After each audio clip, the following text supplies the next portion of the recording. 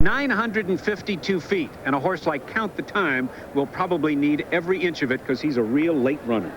Well, you know, Dave, today's race is a real tribute to the ACRS. One of the main purposes of this series was to keep horses in training rather than have them disappear off to the breeding shed, as was the trend in the 70s and 80s. And if you notice today, we have got 4 6-year-old stallions racing in the Donn Handicap, and that's really unusual. The ACRS is a concept that works, and it's given us a dandy of a race, Chris.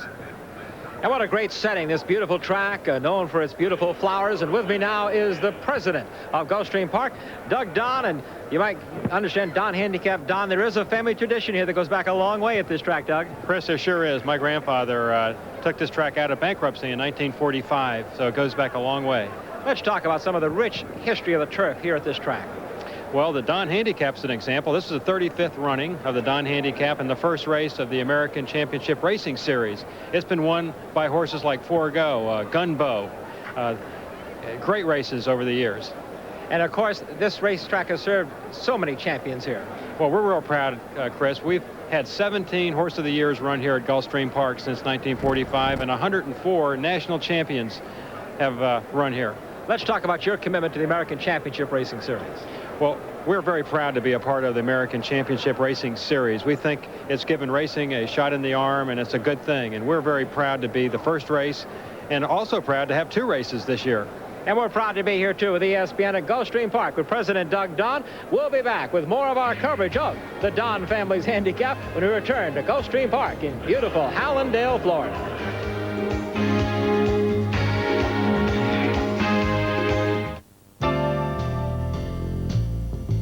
The lines in this car are very clean. It's very aerodynamic. I thought you were going to give me a nice car to drive. Didn't think you were going to give me something that could perform. I like it. Very nice. Somebody's put some engineering into this car. I might just walk out of here with it. José Chouinard, champion figure skater. I've tried some 2-in-1 shampoos, but my hair was still dry and out of control, especially at the ends. Introducing a 2-in-1 breakthrough, new Pert Plus Extra Conditioning for dry, damaged hair. It has 35% more conditioner than ever before and sends extra conditioners to damaged areas. So if you want your hair to be softer and more manageable, try new Pert Plus Extra Conditioning. It's breakthrough care for dry, damaged hair. We're overlooking the paddock at Gulfstream, awaiting the horses for the first American Championship Racing Series event, the Donn Handicap of 1993. Well, last year's 3-year-olds, the sophomores, the classic horses, have now moved into the graduate school ranks, I guess you could say. They've gone on, of course, to the handicap division, which means this American Championship Racing Series. Let's take a closer look now at a couple of those new 4-year-olds. Technology made his name here at Gulfstream Park when he won last year's $500,000 Florida Derby. His trainer, Sonny Hine, was the leading conditioner here at his home track in '92 with 22 victories. But he did a lot of traveling with technology. Well, last year, you know, we got caught up in this thing, and we went to Florida Derby, then we went to Tropical, and we were rushing and hurrying, everything went wrong. He hurt his foot in the Tropical Park Derby, and we paid the penalty through the year. He got pretty light on us toward the end of the year. We gave him time off. We had 5 weeks that we just pulled his shoes, and his feet toughened up real good for him. And he put on a lot of weight. He's got a lot of muscle, and he's carrying weight real well. He's taking training. He didn't take all the training last year. And I see just a much stronger horse now. He showed that renewed strength here in his 4-year-old debut in the Broward Handicap, in an effort that even surprised Sonny. Yeah, he won. We didn't have him quite tight as we'd like to have him, but evidently it was enough. Well, let's put it this way. I didn't think he was that tight, but I thought he was tight enough to win. And he just showed that he was in good shape. And he won. I think he ran the fastest mile 16th run here this meeting. Among the challengers for technology is another newly turned 4-year-old, Devil His Due, the barn of Hall of Fame trainer Alan Jerkins. Unraced at 2, he won over $688,000 as a 3-year-old. Hasn't raced since last October. Jerkins doesn't seem concerned. No, it doesn't, because, like I say, generous horses that'll work as fast as you want them to, and we've simulated the race as the best we can. We've had him in the starting gate. We've had him in the paddock a couple of times. We've done everything to get him prepared. And of course, if he doesn't run well, everybody will blame it on that. But he's run other bad races when it was only 2 weeks before his other one. Devil His Due was at his best early last year when he won the Grade 1 Wood Memorial in New York. It was his last victory 10 months ago. The question is, how will he measure up in his first attempt against proven top older handicap horses? We can only hope and see what happens. Even if we hope that he'll run very well on Saturday, but we won't give up anyway. We'll just find a little easier spot for him or something like that. And I think by the time the end of the year comes, you'll see that he's got his $1 million behind him. Well, in order to collect that $1 million, those 4-year-olds are going to have to get by some tough older horses. We're going to talk about one of them right now, the Frankie Brothers trained entry of Barkerville. Now, Frankie Brothers spent a good deal of time in the public spotlight when he was training Champion Hansel a couple of years ago, but Barkerville is not yet a household name, but he is an unusual situation, Frankie, because he's a talented, well-bred colt who's making only his first start in a Grade 1 at the ripe old age of 5. Where's he been? Well, he started out his career in Europe. He's an American-bred horse, as you know, and was lightly raced over there, and I got him at the end of his 3-year-old year. And of course, you got to give him time to acclimate and stuff like that. He's a Mr. Prospector, and he's like a lot of Mr. Prospectors, a little tender in his feet at times, so we've had to kind of treat him with kid gloves. He started out this year as a 4-year-old, won his first 2 starts, and then he was off almost 3 months. Had a little problem with his feet, and kind of got him back going again, and I've just kind of let him earn his way as he goes. You know, I didn't want to jump him in with the wolves, but you know, he's done well in Grade 2s and Grade 3s, and today he gets his shot. Well, he's gotten a check in every start in the United States. One of them was in the Broward Handicap last time out. We want to take a look at that because it was his run through the stretch. There you'll see him as they turn for home, and he's making a move on the leader, who is Technology at this point. And Frankie, I love the way he closed through the lane. Yeah, I was really happy with his race. Once he got out, it took him a while to get his momentum going, and of course Technology was going, and you can't say anything bad about the winner. He was very impressive, but my horse was coming on at the end, gathering him, and we feel good about that. Of course, he gets an extra 16th today. He also gets a lot of speed up front. Technology may not have quite as easy a lead. What are your plans? I wouldn't think Technology would have as good a trip this time with the pace of the race, but my horse will ride him away from there. If they go real fast, naturally he'll be a little further back. If the pace is slow, then he'll be much closer today. Barkerville and Frankie Brothers with a big chance to upset today. Chris? All right, Charles C., when we come back, we're going to leave this beautiful sunshine and flowers of Florida. We're going to take you to Aqueduct Racetrack in New York for the Whirlaway, saddling the morning line favorite, Technology. We're going to leave right now the older handicap horses and the beautiful sunshine of Florida to take you for a moment racing across America earlier this afternoon at Aqueduct Racetrack in New York on the inner track. We're going to go to the Whirlaway Breeders' Cup. Take a look at the field. $100,000 mile and a 16th race. The favorite is Prairie Bayou at 2-5. Petros outside of him at 9-2. We're going to pick up this race. The call with Tom Durkin on the backstretch at Aqueduct. The opening quarter went in 24 seconds flat. Robbie Davis nursing the speed of Petros down the backstretch with a 3-length lead. And with a rush, there goes Prairie Bayou now moving toward the lead, and he's moving toward it quickly. Rower is right there running third, then Classy Envoy and Sluice Gold as they continue their run up the backstretch. The half in 48-3 as Petros holds the lead with a half-mile to run. Prairie Bayou took a run at him, but he's running second, and there goes Classy Envoy, who's revving up 3 wide. Rower right there in behind the lead, and Sluice Gold, it's anyone's race with 3 furlongs to run. And Prairie Bayou has now overtaken Petros, but Rower has found room on the rail, and Rower moves on through to seize a short lead as they come to the top of the stretch.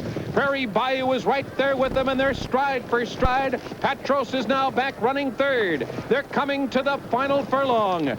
And Prairie Bayou is tested here by Rower, but it's Prairie Bayou by a neck, now by a half. On the inside, Rower trying to stick with him, but at the 16th pole, Prairie Bayou prevails and pulls away. It will be Prairie Bayou to go on to win it here by 3 widening lengths at the end. Rower was second, and Sluice Gold was third. Add another $66,000 to the payroll of one of the richest 3-year-olds in racing this year. John and Anthony Loblolly Stables, Prairie Bayou, 145-1 for the mile and a 16th. He also survived an objection. The jockey of Roar, George Chavez, against Mike Smith, that was disallowed, and Prairie Bayou now moves to over $160,000 in earnings. Dave? How many major athletes can you name who've come back from 3 different, potentially career-ending injuries? I can only think of one, and he's in our race. A guy who had a lot of bad luck in the 80s, but it looked like his bad luck was over, and he had lots of stakes victories and 3 Breeders' Cup championships. But things went awry for Randy Romero in the 1990 Breeders' Cup during Gopher Juan's fatal trip in the distaff. The fall fractured Randy's shoulder and cracked 8 of his ribs. He had barely recovered from that tragedy when just a few months later he broke his left elbow in a training accident here at Gulfstream Park. A break that refused to heal properly, keeping Randy on the sidelines for another year and a half until September 1992. The frustration was unbearable. I was staying up to 4 hours a day in the gym just to keep my mind occupied. And what my wife went through is even more, you know, on her. I was so athletic and activity, and I used to do so much and ride and just like you pull the carpet underneath your feet and you just fall on your face. Romero has been sidelined numerous times due to broken bones. But back in 1983, he was badly burned in a freak accident involving the jockey's hot box at Oaklawn Park. It was by far the most painful injury of his career. Still, he was able to return riding in only 15 weeks, a fraction of the time he's been away due to an uncooperative arm. From being out as long as I did, the hardest thing to do is get the clientele. You know, I've been out of action for so long, and it's just hard to drop these riders that have been on these horses for a while. You just got to stay healthy. That's the battle of my career, is to stay healthy. I've been through a lot. You know, I've probably operated 23 or 24 times, you know. But I think I have it all behind me now. And so do some of the country's top trainers, including Frankie Brothers, who's given Randy many of his winning mounts, like Barkerville in this year's Tropical Park Handicap. I would say I think he looks better than I've ever seen him look. He's stronger. He's one of the most energetic riders that I've ever been around. And he's really done well, and I was just kind of happy to be a part of his comeback, you know, when he rode Barkerville over at Calder, which kind of helped him to get started here in Florida. But Romero won't be aboard Barkerville in today's Donn Handicap. Instead, he's opted for Chief Honcho, the horse that gave Randy the first Grade 1 win of his return and a long overdue trip back into the national spotlight. I love to fish and hunt, and I always thought that was the thing, you know, because when I was a kid, I did it. But you can do so much of it, and after a while, you get tired of it. But you do something you love, you never get tired of it. And this is my life, you know. These horses, I've been doing this since I was 8 years old. I don't know anything else. And I love it, I really do. It's in my blood. Waiting for Randy Romero now is the one-horse Chief Honcho being saddled by Billy Mott. That'll be his mount today at odds of 15-1. Are you still living with Bill Mott here, who is the trainer of Chief Honcho, one of the horses who's been away from the races for so long. It's not an easy task to train one up to this. Billy, is he ready? Well, I think we've put a good amount of work into him. We've got some very good breezes. We've got a couple good 7-furlong breezes and a good mile breeze. The horse seems to be sharp. Every time we worked him, he got better, and he seems fitter, and he's always run well fresh in the past. And nobody knows him better than you do. A kind of an unusual situation in racing. He's a 6-year-old. You've had him since he was a 2-year-old. This is his 5th season of racing and training with you all the way. Has he changed any? Does he still have all of his enthusiasm? I think he shows a lot of it. You know, he was a very slow horse to come around, even though he had won his first start as a 2-year-old. However, he seemed to mature more as a 4- and 5-year-old, and hopefully we can have some fun with him at 6. Well, you're off to a good start with him today. What about your tactics? He can kind of be up or back. Well, it looks like this race is set up with an awful lot of early speed in there, and I don't think there's any way we'd think that we're going to be on the front end. However, I'd like to see us within 4 or 5 lengths of the early leaders. I don't want them to get away from us too far. I'd like to stay up and have the horse think he's got a shot to get there. He should be pretty fresh, though, after having the winter off. Right. He's doing very well. He seems to be looking good and eating well, and we're happy with his progress right now. All right, Bill Mott, good luck. Bill Mott having a great meet here at Gulfstream. It could be a sensational one very shortly. Chris? Well, 9 are on their way to the racetrack now, Charlesy, just coming out here.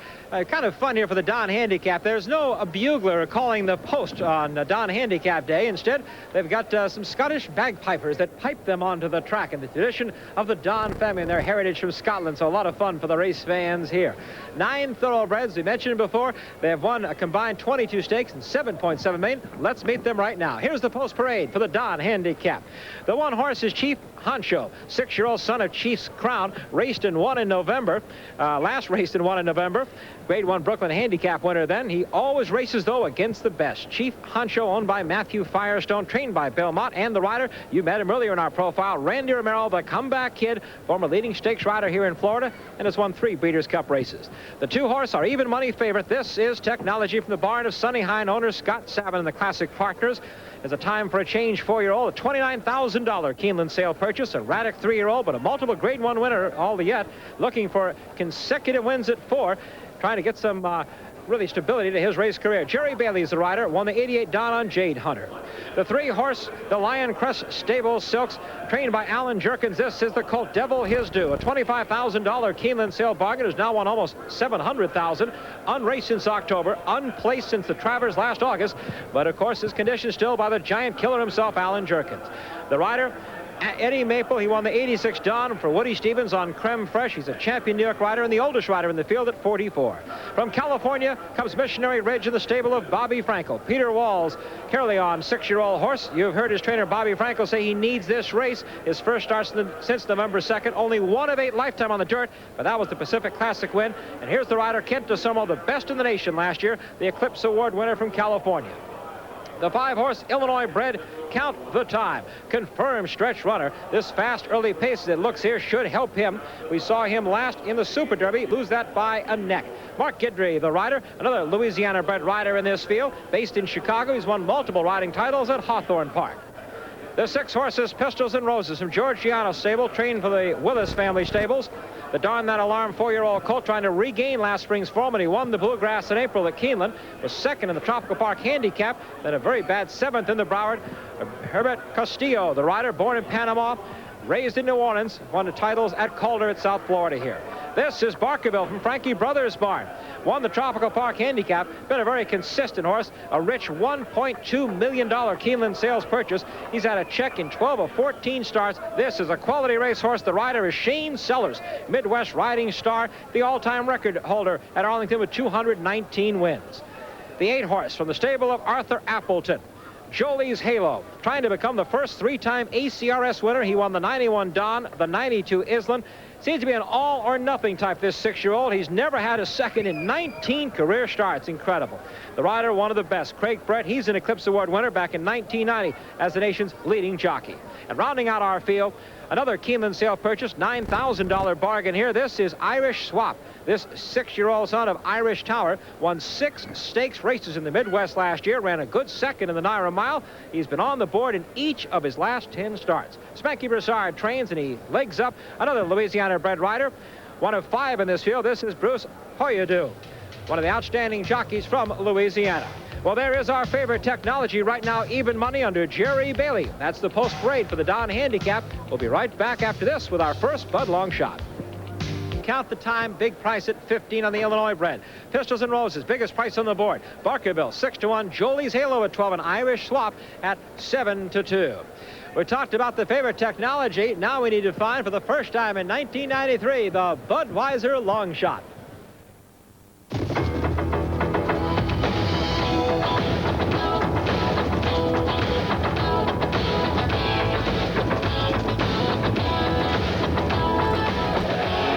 Budweiser long shot is Irish Swamp. His statistics say he shouldn't be a long shot. 6 of 9 wins last year. He never finished off the board in '92, and he has more career wins, 12, than any other horse in the race. A versatile runner. comfortable near the lead or coming from off the pace, and with more than $750,000 in the bank. So why isn't Irish Swap a household word?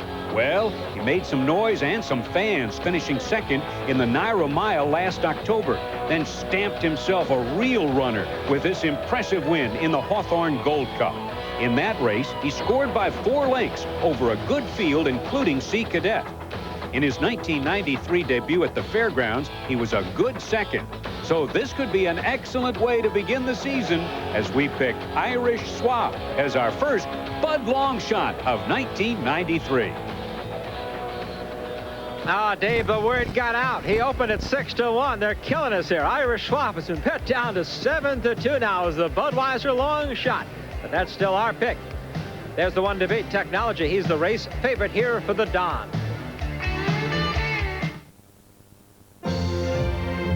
You have enough to stave off to come from behind us. Charles, do you have a pick? Looks alone in the paddock and on his past performance. I think I love Barkerville today. Well, you know, Dave Johnson has some thoughts, too. Let's go to the top of the stands and Dave Johnson. I think to win the Donn, you have to have early speed, consistency, and current form. And that's why I'm picking 3 horses. Jolie's Halo for the early speed, Irish Swap for the consistency, current form, Barkerville. I suggest them as an exacta box, but my #1 choice is Barkerville. Charles and I agree for the first time in our lives with the benefit of the race over the track, Barkerville. There is the #7 horse with Shane Sellers aboard. Shane Sellers, one of the Cajuns in for this on Mardi Gras weekend. Romero and DeSormo and Saunier and Frankie Brothers, a New Orleans native, and Bruce Poyadu. Anyway, let's see who wins it. Irish Swap, the Bud Longshot is in, and we're ready for the start. They're off. A clean start, and on the outside, Jolie's Halo shows that early speed. Missionary Ridge with the red cap toward the inside. Count the Time is right there, 3rd. Then on the outside, the Gray Colt Pistols and Roses is 4th. Technologies, Jerry Bailey inching up and saving some ground along the inside, 5th. Barkerville is next. The Bud Longshot in the red cap. Irish Swap on the outside is next, followed by Devil His Due, and Chief Honcho is last, some 12 lengths from the lead. And Missionary Ridge on the inside leads it by a head, and here comes Jolie's Halo to challenge again. Jolie's Halo on the outside in 2nd. Then a gap of 2, and it's Pistols and Roses 3rd, 3 parts of a length. Technology, the favorite, is shuffled back into 4th position by 2 lengths. Then comes Count the Time. Barkerville with the maroon cap on the outside is next. At the rail, Irish Swap. Then comes Chief Honcho in the white cap on the outside, and Devil Is Due is last. Down the backstretch, the battle continues on the front end. Missionary Ridge at the rail, and Jolie's Halo on the outside, the half in 47 seconds. Pistols and Roses inches up now, a closer 3rd, and there goes Pistols and Roses, the roan colt on the outside, taking command. Pistols and Roses on the outside to the front ahead. Missionary Ridge is 2nd by 2. Jolie's Halo drops back, and from far back, here comes Devil Is Due, closing stoutly as the field straightens away in the stretch. Pistols and Roses on the outside has the lead by half a length. Missionary Ridge with DeSormo coming back at the rail, and down the stretch they come. Missionary Ridge on the inside. Pistols and Roses and Irish Swap. The Bud Longshot closing strongly. 3rd on the outside. Here's the finish of the Donn. Pistols and Roses by a head. A photograph between Irish Swap and Missionary Ridge for the place and show spots. The final time, a slow 1:50. How about that? Last time, the winner in the Bluegrass at Kentucky, it's Pistols and Roses with Herb Castillo Jr. One of those 4-year-olds we talked about, Dave, who got no respect from this crowd. I mean, none. The biggest price on the board at 40-1. Pistols and Roses with a stunning upset in a very slow time. 150. That is the first victory of Pistols and Roses since he was at Keeneland for the Bluegrass Stakes and won the Bluegrass on April the 11th, 1992. Owned by the Willis Family Stables, trained by George Gianos, ridden by Alberto Castillo. We'll take another look, and he's not hard to find, Chelsea. The big gray Pistols and Roses. We'll pick him up at the top of the stretch. Well, ironically, he had not been on the lead. His best races have been wire to wire. The gray horse on the outside with the yellow cap, that's Missionary Ridge, that overweight horse who was going to need a race is looking like winning it right here. Pistols and Roses takes the measure of it. He came from about, he'd laid about 3rd or 4th on the backstretch, and he's coming up here. He has to fight hard to get by Missionary Ridge. Bobby Frankel had this horse readier than he let anyone lead. And here comes Irish Swap with his usual late run. Good game effort by him, but Pistols and Roses manages to hold everybody off. He disappointed in the Tropical Park, second in the Tropical Park Handicap, ran badly in the Broward. Nobody could understand it. Even his trainer was confused. He went back, worked dynamite over at Calder, and came over and ran them down today. The 4-year-old by Darn That Alarm out of the Princely Pleasure Mare to be continued. Pistols and Roses, bred by Hockey Alter in Florida, trained by George Gianos, the unofficial winner by the Don. You see the winning rider of Pistols and Roses, Alberto Castillo, born in Panama, we told you, raised in New Orleans, been a riding champion at Calder here in South Florida. And what a thrilling win for Pistols and Roses. We'll be back with more of our story. $40, the official win payoff on Pistols and Roses. Let's go to Charles C. Candy. Well, I'm with the engineers of this major upset. This is Herbie Castillo, who did the riding, and George Gianos, who trains this colt. George, you've got a good analysis of what made the difference. Well, this horse, he's been training too good to run the way that he's been running, and kind of pulling my hair out the way he's been doing. So the first decision was to get Herbie back on him, because he rode him when he was, near his best. And just to get a point of reference, if he could say that he felt anything different. The only other thing that I did was, and I felt that he never really got hold of this track the way that he got hold of Hialeah or Keeneland. It's a little bit sandier track, so he changed his shoes. And the combination of whatever it was, we did a few other things different with his training, but it all worked. So. And it worked beautifully as they turned for home. And Herbie, there you are on the outside. He is full of run here. Yeah, I mean, he got away from there, and he just was full of run and going in the first turn. And, we just decided just to sit, and see how he was, how the race developed, and developed beautiful, and going around the first turn here, I was just in perfect position. When we straightened down backside, he just pulling me, and I couldn't believe the way he's just running. He just pulled me all the way to the lead, and really he just hung in there tough and dug in, It was a game finish, a major upset, a good job by both of you. Congratulations, and we go back to Chris.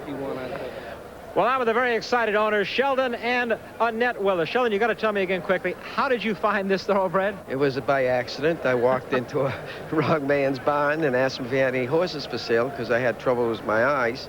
And he said they were all for sale, and we went through the horses, and we came up with Pistols and Roses. A good find. Annette's smiling because this horse now just went over $1 million. Dave Johnson? Well, the American Championship Racing Series is for older horses. But when you're talking horses at this time of year, you always end up talking horses about 3-year-olds, because everybody is looking for a 3-year-old to be their Derby horse, including the Daily Racing Form's Fran LaBelle.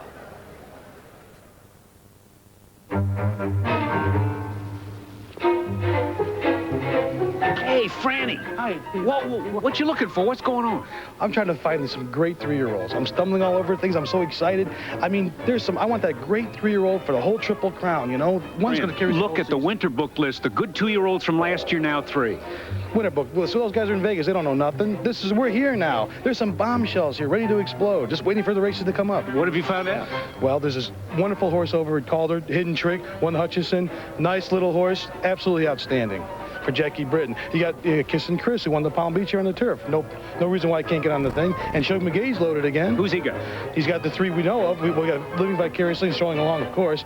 But he has one called Recorder, who's already won 2 races and might be the best one of all. Absolutely. So we're rolling on. And, of course, Jack Livingston here in this very barn, won the other day, 11 and change, like it was nothing. Come on, friend. Give me something from the back of the notebook, something that, well, they've never heard about before. The one I'm going to give you is El Bacan. The name means the big shot in Spanish.